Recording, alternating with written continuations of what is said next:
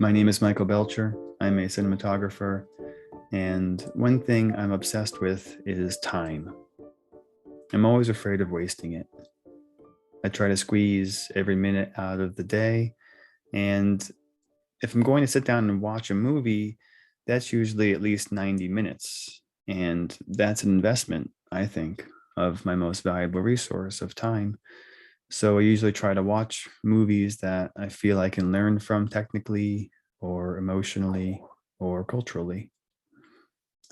This is to say that MacGruber, the 2010 film by Jorma Taccone, didn't jump out at me as a movie that needed to be super high in my must-watch list. So I had never seen it before this, um, but I but I have a lot to learn about relaxing and self-care and the art of the laugh.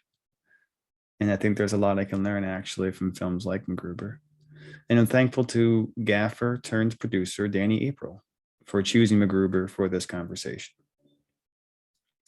Danny April just transitioned into producing full time after a very successful career as a gaffer in the independent film world, working with DPs like Ashley Connor, Sean Price Williams, and Darius Kanji. Danny gaffed a total of 14 projects that went to Sundance and numerous other films that played in competition at Cannes, Berlin, South by Southwest, and the New York Film Festival main slate. Danny has made a contribution already, and I'm super excited to see what he puts out as a producer. Okay, here's our conversation. Hope you like it. Thanks for being here, bud. Yeah, thank you for having me. So you chose MacGruber. I was both surprised and not surprised. But I'm just curious as a first question, how many times have you seen MacGruber?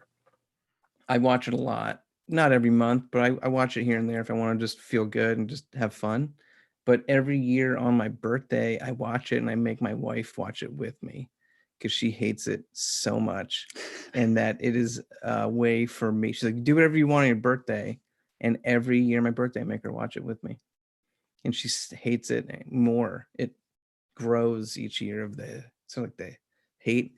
I guess I'm kind of like testing to see how far she loves me, I guess. And MacGruber is a good way to test that, I guess. So Yeah, I think it's a strong litmus test. What do you think is working for you, and what's not working for her about the movie? mm.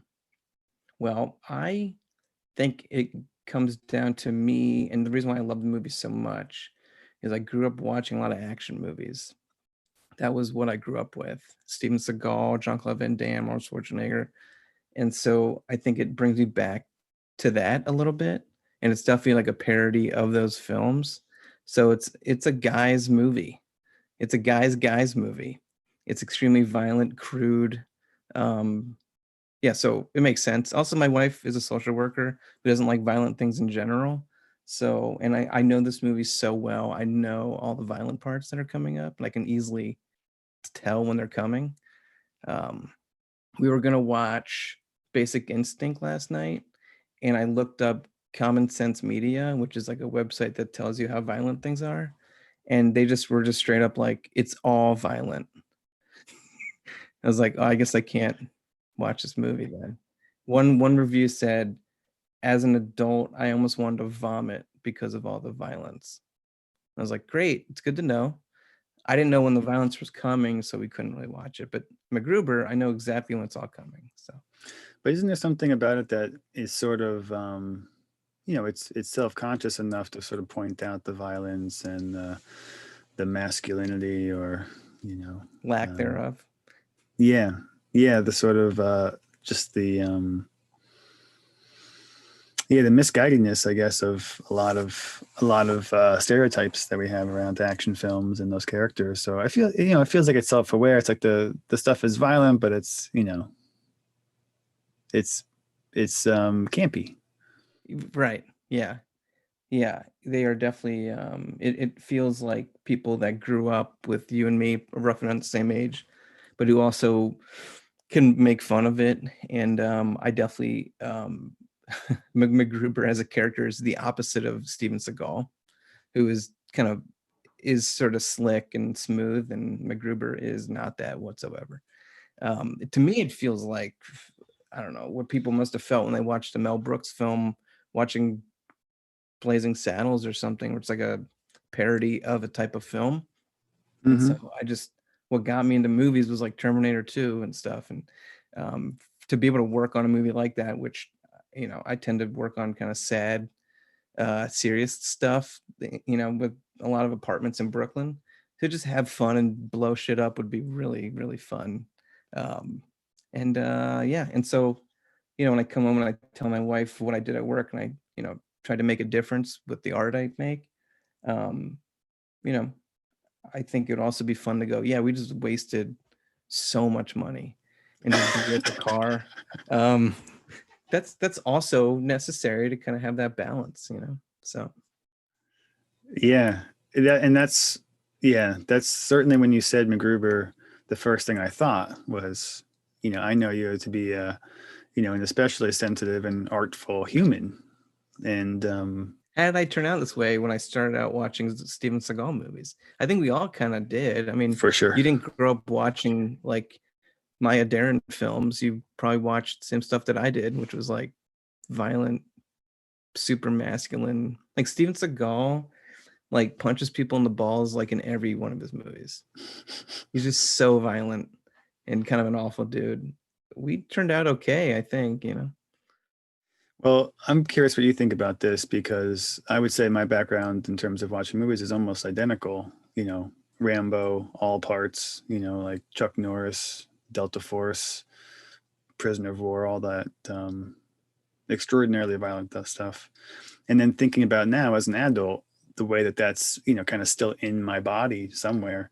And I Hmm. feel like a lot of the art making that I do is partly in response to that stuff that I've put in myself, and feeling like, what do I do with this? How do I process this stuff out now that I feel like the idea of wholesomeness feels just like a natural core value that has occurred to me without the sort of support of some of the media I've taken in.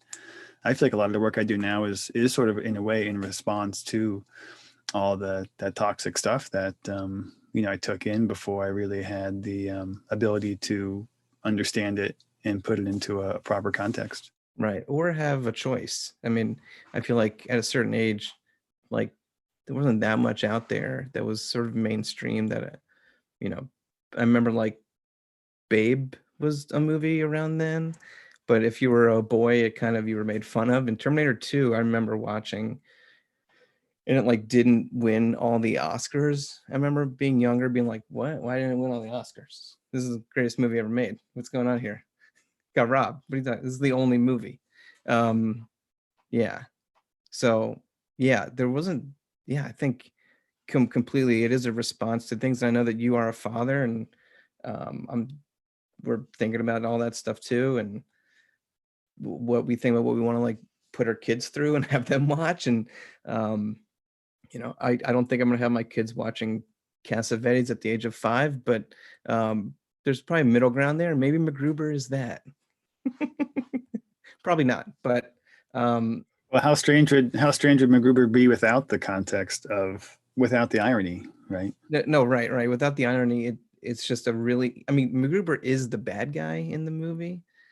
Like he steals the woman from him, makes her have an abortion. Like Right. he's the bad guy. Yeah, well, no, without context, it's just a really dark movie. It actually feels like an interesting thing when you think about America and a lot of the narratives that we hear around them, creating all these dysfunctional relationships abroad, and then those relationships kind of turn on them. Like they'll support some kind of violence, and that violence will eventually turn on them for whatever. So it feels kind of similar this way in which MacGruber is like creating this terrorist, um, and then tasked to take him out, sort of. Totally. Yeah. No, it's a lovely movie. It's yeah. But talk to me more about. I'm just curious how you got to where you're going now. From Terminator, viewing that, to working on some of the classiest and most artful, um, indie films that come out in a given decade? You know, I I remember when I was younger, movies just pulled me in. I remember my father got the surround system thing, like the first surround system, and he had rented Heat and put it on full blast. And whenever my grandparents would come over for Thanksgiving, he'd make them go downstairs and watch the shootout scene in downtown LA, like full blast with them sitting. And that was one of the earliest memories of like watching movies. And I think as much fun as that is, once I started working on films, I think the process dictated a little bit in terms of where I went. Of course, as a person, I believe in certain things that are probably against the macho mentality, but also the process of having a million people on set and blowing stuff up is really not that exciting. I haven't seen any of the Marvel movies really. I like doing small, intimate films where we're just trying to tell a good story and connect with people. So I think the process as well, kind of connecting it with this podcast, the process kind of pushed me in a direction. And I think with MacGruber, why I like it so much and why I would want to work on it is because it seemed like a lot of fun. And I think even right now during the pandemic, work is so insane that doing something where it'd just be a lot of fun would be really nice. It would almost be it comes off as a luxury, which maybe a few years ago wouldn't feel that way. Just to go out there and have some fun with all your friends and just kind of laugh and blow stuff up. It sounds like 4th of July, but making a movie or something. Yeah. Yeah, I hear you. And that brings me to a question that is kind of around the medium itself of film. I'm just curious how you, because we're kind of talking about these ways in which um, a film can be entertainment or can be this sort of more artful endeavor. And I wonder how you think about the best use of the medium. I mean, it seems like maybe it's both, the balance of both, but just talk about how you feel like you want to see the medium used, or as a maker and as a viewer, your favorite way to employ film. Sure. As a viewer, I tend to watch different things. Gilmore Girls, Survivor, Tarkovsky. I just kind of can watch it all and like certain things, and I try to be as fluid as I can. And so, um, let me think. So, you know, as a viewer, it's different than actually making a film. And a lot of times when I'm watching films, even this one, I don't really notice the lighting that much. If I really enjoy a film, I tend to not really notice the lighting, you know, um, yeah, it kind of just all mends together. And maybe the first thing I notice are the actors or the story or what have you. The lighting should sort of help when I'm working on a set. The lighting is supporting the camera, but if I'm not paying attention to the lighting and making sure that's taken care of, the film doesn't get made efficiently as efficiently as it should. But I just kind of think about, especially right now, as much as I'd love to go to Alamo to see Roma on 70 millimeter, I really do miss going to the movies on a Friday night and seeing like the new Will Ferrell movie and just kind of laughing with everyone. And that to me just is so much fun. And I really miss that. And I even missed that at a certain age. I just kind of stopped going to those kinds of movies, living in Brooklyn and having, 8 different theaters that played everything on 35 millimeter, which is a luxury for sure. And so I kind of do miss just that feeling of just lightness and just having fun. And so I think it is different for every person. Some people, I can't watch Gilmore Girls for fun. It like rips my heart out. I can't just casually watch that show. Is that scripted or non-scripted? Scripted, yeah. But it will rip my heart out. I can't casually watch that show. Some things hit me differently, but I can kind of watch uh, other things that maybe kind of little bit darker and more violent, and I can kind of just handle it. But something about mother-daughter relationship just kills me. Um, It probably speaks to the kind of, upbringing that most of us have had, where we're desensitized around physical right. violence, and we're totally just poorly guided to develop a sense of emotional resilience. Yeah. And I think I've gotten better at that. You can ask my wife and my cat a little bit. But no, it's something as men we're just not trained to do at all, especially if you play sports, which I know that you definitely did and I did as well. And so I think MacGruber's talking about these things, man, and kind of flipping it on its head a little bit. This guy is the least uh, confident, like violent. I mean, the guy sucks. He's just a terrible, not cocky whatsoever. And I can relate to MacGruber more so than Jean-Claude Van Damme, really any day. He doesn't use a gun. Doesn't know how to use a gun. Yeah, some of what you're saying about being able to bounce between all these different genres and styles, formats, it seems like that's actually quite rare. It's not the case for me. It's actually really hard for me to enjoy a lot of disparate things. I feel like I get critical, or I can't quite be generous enough. So I appreciate that about you. I feel like I don't really know anybody who's that fluid. Typically, there's a really strong leaning one way or another, but I feel like you exist almost entirely on the extremes.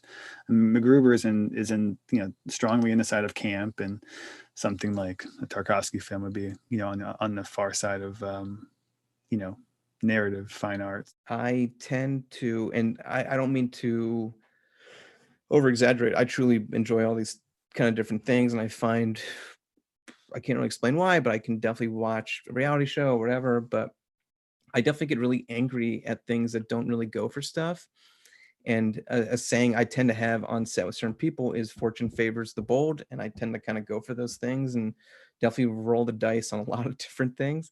And my least favorite movie of the past like 20 years is Molly's Game. Like, I hate that movie so much. And it's just so boring. They don't go, or even it's like the Red Hot Chili Peppers of movies or something, where it's just like this. And I used to love Red Hot Chili Peppers so much, and they're just so safe or something. I don't know how you feel too, where it's like as we grow and we have to make a lot of choices, and you read read a biography of like David Bowie or someone who's like, okay, what am I doing next? I have these like four options. What am I gonna do? And I'm always just impressed at how he would always just constantly like take the least expected sort of route. And so, I think about that a lot too with MacGruber when all the actors involved, and it's definitely an SNL movie, which I always grew up watching SNL a lot too, and so I can consider that being in that kind of realm. I just liked all their choices for the whole movie, and yeah, I'm just a big fan of all those guys, like the Lonely Island guys. They're all just really funny, and they kind of seem to kind of do their own thing and to kind of push forward their sort of track. It's cool, man. Yeah, yeah, for sure. They definitely sort of have created their own little space, and they're thriving, and it's awesome. I never thought I'd be kind of waxing poetic about Lonely Island, but every time they put something out, I'm always like, oh, yeah, that's really great. And I just kind of either I just don't. It just always kind of stays in me. And they're around our age, and I'm highly jealous of them. And they're extremely talented at what they're doing, and they kind of bounce around in all these different genres and stuff. And they do. Andy Samberg is married to Joanna Newsom. I don't know. Just doesn't that blow your mind a little bit? It does, man. It's a dinner party I want to be invited to, for sure. Yeah, well, there's something about comedy that I think, as filmmakers, we know that it is the sneaky one. It is the hardest thing to manifest, and the hardest thing to execute. It's so hard. So my respect always goes to the funny ones, because I don't know how to do it. As a maker, I mean, as a DP, it's not entirely overwhelming to approach that. But as a writer or director or actor, it would be really hard for me to think about that space because just in my body, in my mind, it's like humor is such a magical thing that I feel like my wand is broken. Like I think this stuff is just like not funny. Can't seem to do it. When I force it, it's like just the ugliest thing. Oh, same. No, totally. And what I do like about this film is that it's like by a bunch of comedy people making an action movie. Probably just, I mean, they probably did some research, but also probably just based on the research that we're talking about, which is probably just grew up watching Steven Seagal movies, and all those scenes look very similar to just sort of how it's covered and kind of all the action stuff. Like that scene when he accidentally blows up all of his teammates, and then he's like on the ground. That crane shot lifts up, and he's just like screaming. It's like what a great way to end the scene. So if you could change anything, if you wanted to change anything in the film, what might it be? Or is it perfect to you? Yeah, I think the movie's pretty damn close to being perfect. However, I do think as a gaffer, I kind of noticed a few things that it was very the look, like the hazed out backlight look, which was very heavy there. I kind of wished it went deeper into the obvious references, which were like early 90s action movies. They could have gone further, almost like Black Dynamite. Have you seen that film? Oh, I haven't. No. It's like a parody of blaxploitation kung fu movies. It was like a comedy, and it looks like the boom pops into the frame and kind of all this kind of funny stuff, but they looks like they shot on film, and they kind of ramp up that look.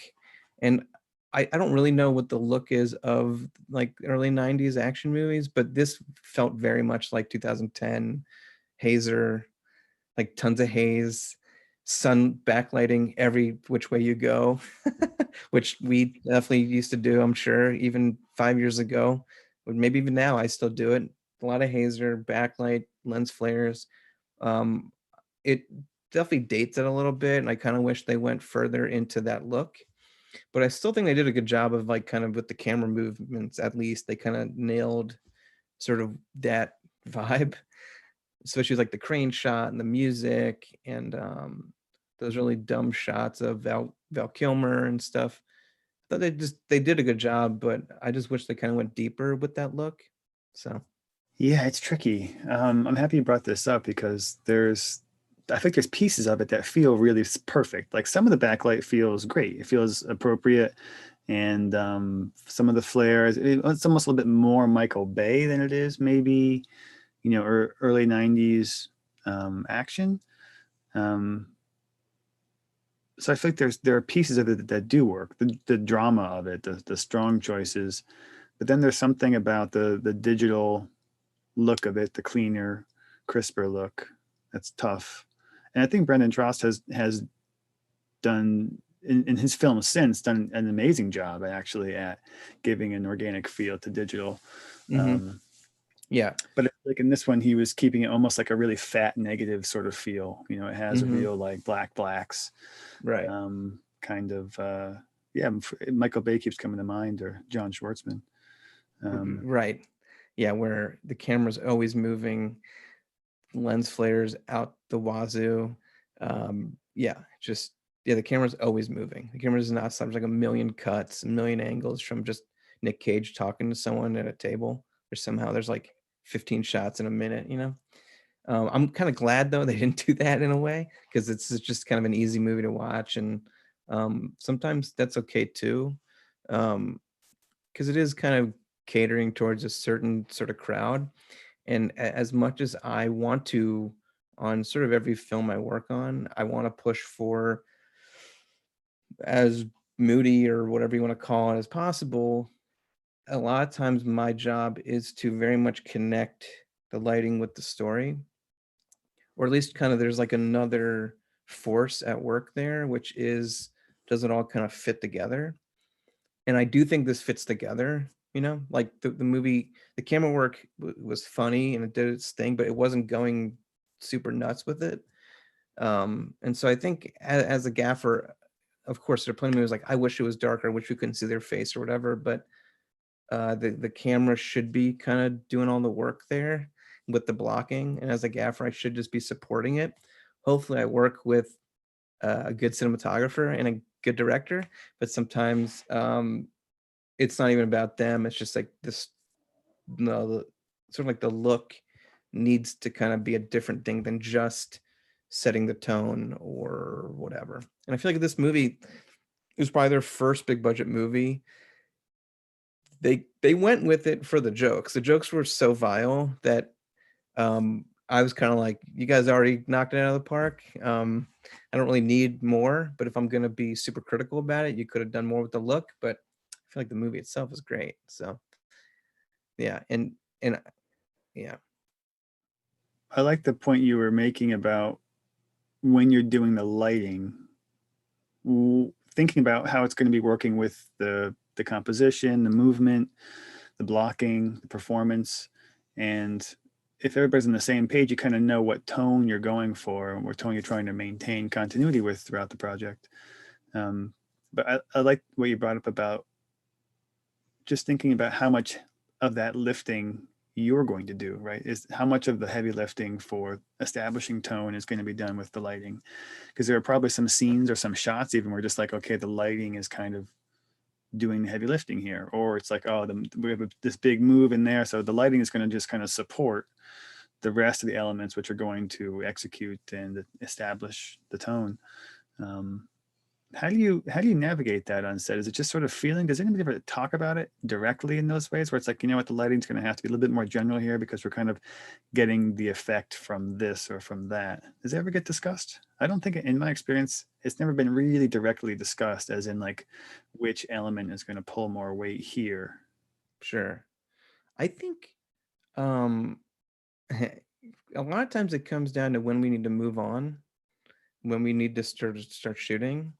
And so I tend to be the person to between takes, if everyone's cool with it, I'll keep trying to tweak, but at a certain point you have to move on. And actually one of the one of the first memories of this is when I was gaffing for you for that week of that film we did, and when I first actually met you in Rochester, and we did that night exterior, not on the pier, but out by the water. And it was windy. We didn't have any gear, and it was low budget. And I remember just beating myself up, and you were like, "It's okay. We got another shot to do." And it's kind of like, just don't beat yourself up. Move on. You have another take, another scene, another shot to kind of work on it. And so that's what I like about filmmaking too, is that it's so fluid. It's extremely malleable. Now with all the post work we can do, you can really clean a lot of stuff up. As much as I want to do it in the camera, now I trust the colorists I usually work with, and I feel good about it that we can get to a, if I get them close enough. And I'd rather get the director one, like just like a few more takes. To me, that's more important than fighting for, if we have the money to kind of get to a good place. And so I think the story should come first. At the same time, there are definitely plenty of cinematographers, and I can tell by the way they mention things where it's like if a DP says, "This is what I need," and I've worked with them in the past, and they tell me exactly what they need, and they're prone not to do that, I know we're behind schedule. And they need that exact thing there. I'm not going to fight them about it and be like, "Oh, it's not going to look as good." Okay.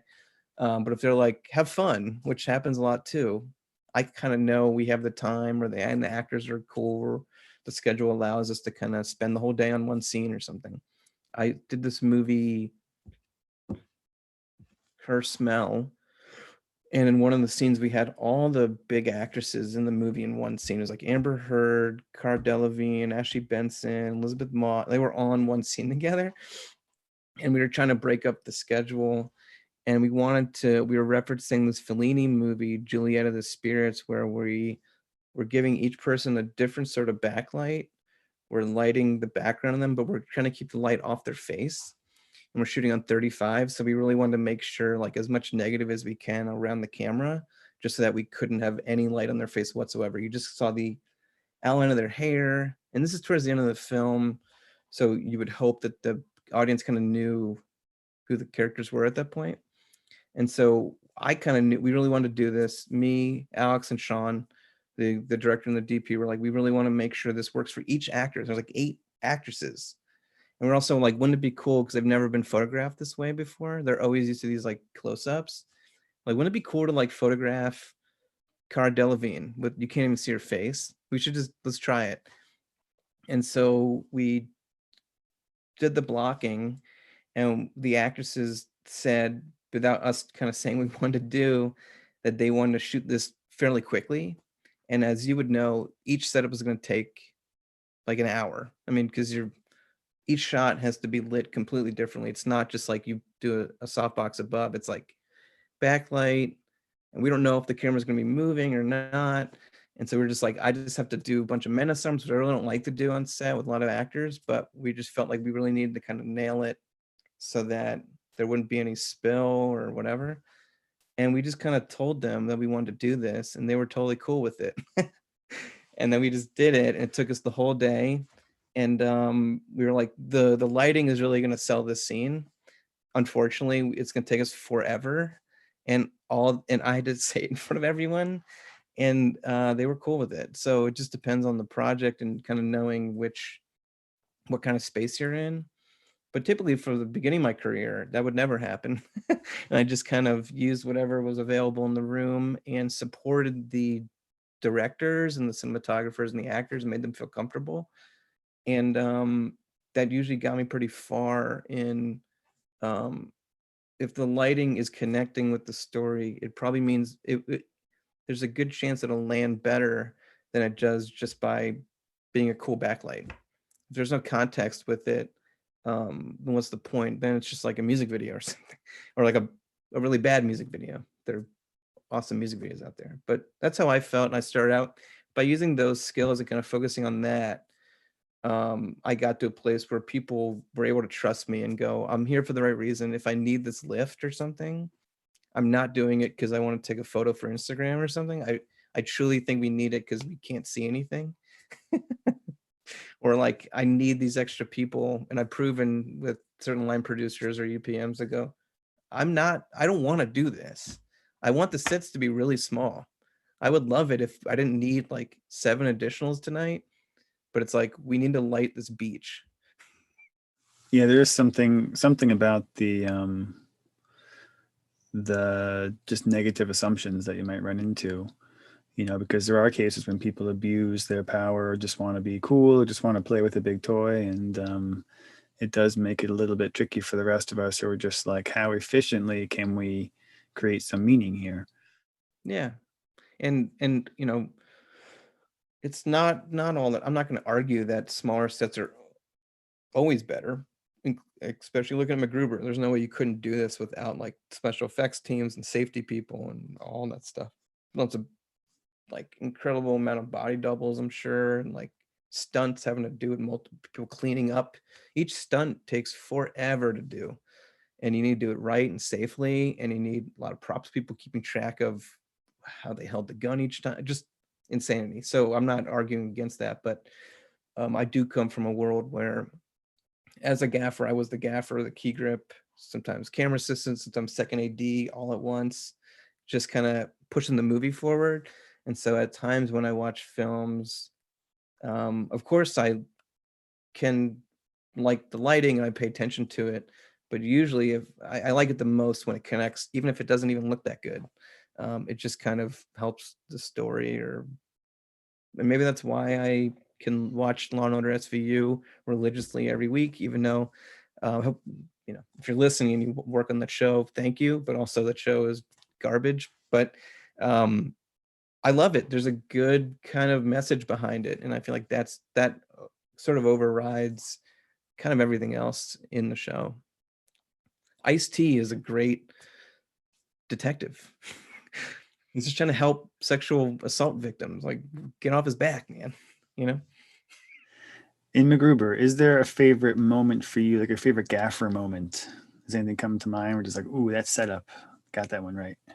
I really liked the scene when MacGruber meets or he reintroduces himself to Kristen Wiig's character in which he's singing that song. there's like multiple suns. It doesn't really matter. There's a lot of haze and stuff, but it just looks super epic. And the punchline of that scene is like, "Come find me," and he gives her that note, and it writes like, "I'm at the Pentagon," written with like a crayon. And the setup was so good because it looks very serious and kind of sensual or whatever. And the punchline is just so dumb.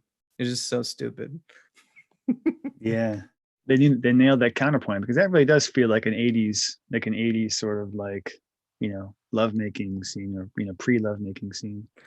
Yeah. I mean, the lovemaking scenes too are just horrible. They look great too, like the backlight and the haze and stuff. But um, yeah, all the lovemaking scenes in MacGruber, just for the record, are just terrible. And I do not condone, or I don't support any of those lovemaking scenes in MacGruber whatsoever. In the graveyard, which is having sex with the ghost of his wife, or or when he asks someone to have sex with him using whiteout as lube. I don't support any of that. Yeah. Yeah. Not your first choice, not the recommendation you'd make. What about you? Are there any lighting moments that you're like surprised by, or like, oh, they actually, because it's like they have a legit crew. Like the cinematographer is like he's not just like a shitty cinematographer, you know? Yeah. No, actually, I really enjoyed it. I mean, it's You can hate it if you want. I've dealt with this for years now with my yeah, wife yeah, just yeah, hating yeah. the movie, that it just rolls right off of me. I feel nothing when someone says they hate MacGruber. So Yeah. Well, I don't hate MacGruber. I mean, it's not a film. I mean, I hadn't seen it before we did this, so that says enough. It doesn't interest me. I'm not that interested in sort of campy, spoofy, ironic films. I like comedy, so it's nice to watch that. And I was excited because, well, that's what I was kind of getting at earlier when I was talking about just the generosity that it must take for you, or that I know you have, but that it takes for anybody to be able to balance between all these disparate topics and styles and still be really open to it and emotionally available to it and be able to allow themselves to enjoy it, because it's the kind of thing that I wouldn't necessarily give myself permission to do. mm, So when you said MacGruber, I was like, wow, cool. I get to see a film that I haven't seen before that I wouldn't have watched otherwise. sure. And I love Brendan Tross's work. I think he's a great DP, and I thought his work on it was awesome. I mean, it's a cool assignment to think I'm going to reference these films that I grew up with, and I'm going to make it so that every scene feels like it's lit.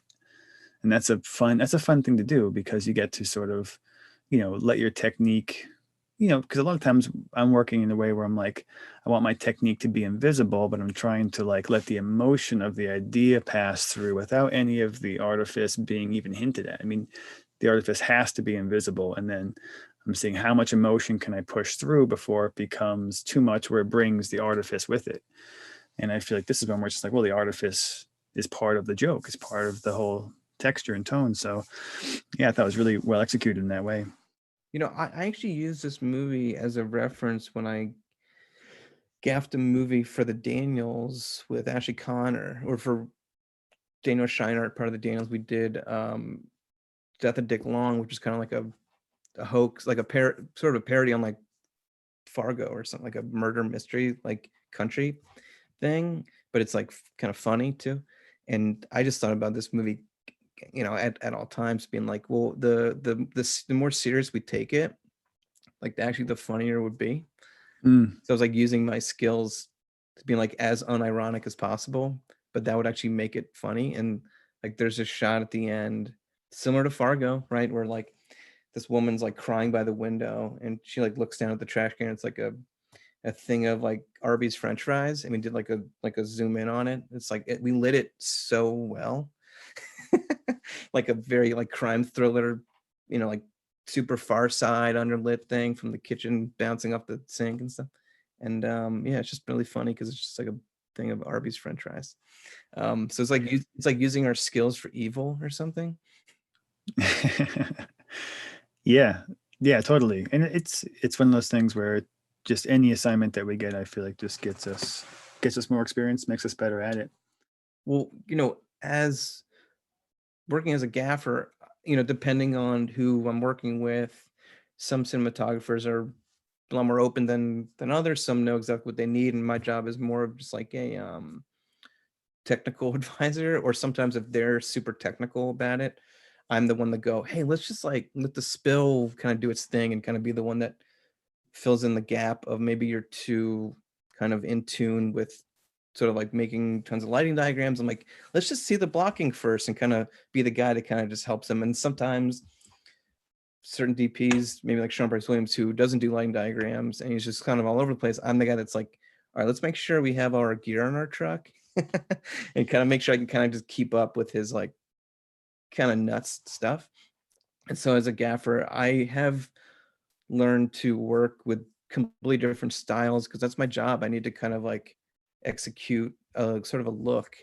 And then half my job is kind of the same. It's like, okay, I got to get this gear and run the cable and blah, blah, blah. That's kind of no matter what movie I'm doing, whether it's a comedy or Western or whatever, that cable run's kind of the same. But then it's how do I sort of shape it and sort of use it. So I can't tell which came first, me being this way or me being a gaffer, and kind of help me sort of appreciate different styles and going because I think at this point I do have a style as a gaffer, and certain cinematographers want to work with me, some probably don't.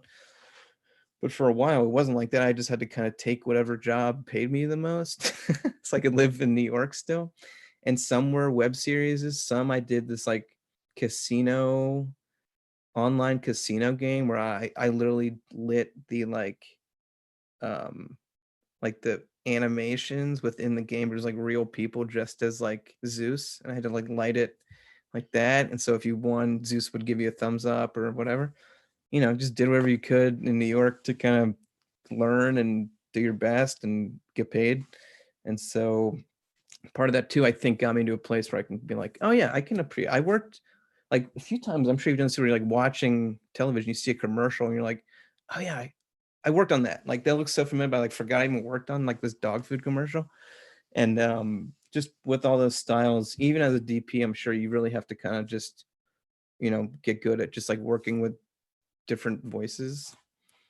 And that maybe for me, I kind of take that in a different way. I can watch Survivor now and kind of appreciate it because it just moves me and it's fun to watch. So Last question for you. If you could ask Jorma Taccone one question about this film, MacGruber, or about filmmaking in general, or acting or writing, all those things he does, what might you ask him? my question is like, can I just work on your movies? Because it seems like so much fun. I mean, it just seems like a blast. But you know, the thing that I keep trying to work on, and we're in the middle of a pandemic, so working is very strange right now. But something I would love to ask them is, how do you get that nice environment going? They seem like a lot of fun, and I understand that like comedy people, you probably assume that they're like funny all the time, and they're probably not. Um, but I would just love to kind of observe them rather than ask them a question. I'd love to just hang out on set with them and see how, because a lot of filmmaking is not fun. It sucks. It's grueling. It's awful. It's frustrating. It's painful. And then, I mean, this movie did not do very well. I think they just broke even with what they. It was like one of the biggest flops of the year. It sucks. It's really hard. It's not harder than plenty of things in the world, but you put a lot of work in, especially on a feature for years, and then you shoot long hours, and then you finish it. And as a director, the good ones are the leaders. That's what I've noticed. The ones that kind of lead the troop. And I always just wonder with movies like this, how do you create such a good environment and still get those really great performances, but also being it's an action movie. So you're dealing with like a million takes of having to blow stuff up and it doesn't work. And I mean that stuff, I mean, that stuff is so annoying. Shooting all those action sequences. It might be easier to shoot an action sequence when you're like serious, like Jean-Claude Van Damme or something, but you still got to bring humor into it. And it wasn't a big budget film. So you're dealing with like not a lot of CGI, you're doing a lot on camera. I would love to just watch them make this movie because to me, it's a feat to kind of still do a comedy with not much money and pull off kind of an action movie that is pretty successful in my mind. How do you just keep that like good energy where everyone just feels good and safe and you can be funny and work hard and have fun? It just seems like kind of this perfect balance of a lot of things that I'm very much trying to achieve every day at work. Yeah, man. I'll second that. That's a great question. The question I feel like when it comes to doing something like comedy in the context of something kind of like technical action stunt. Yeah, good question, man. Thank you. Yeah, thank you, Mike. This is really fun. What outside of the thing, what movie would you choose, or is that like a whole nother 45-minute conversation for you? Yeah, I don't know. I mean, I've thought about that obviously, and there's so many ways to approach that question. When I think about what movie I wish I made, I think about the films because as someone who makes films and thinks about films a lot, sometimes you'll see a film and you'll feel like, whoa, somebody made that like in my style. It feels like the choices they made are the choices I would have made telling that story. And it'll just feel like it almost came out of your own hands.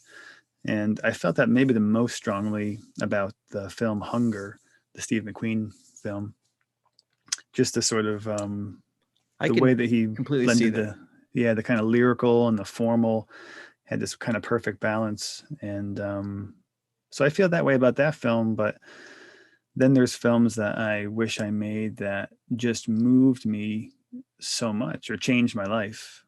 And but there are also films I don't feel like I could make, or at least I could make in that way. And so I also think about American Beauty in that way, where I realize this is the film probably more than any that really made me want to make movies.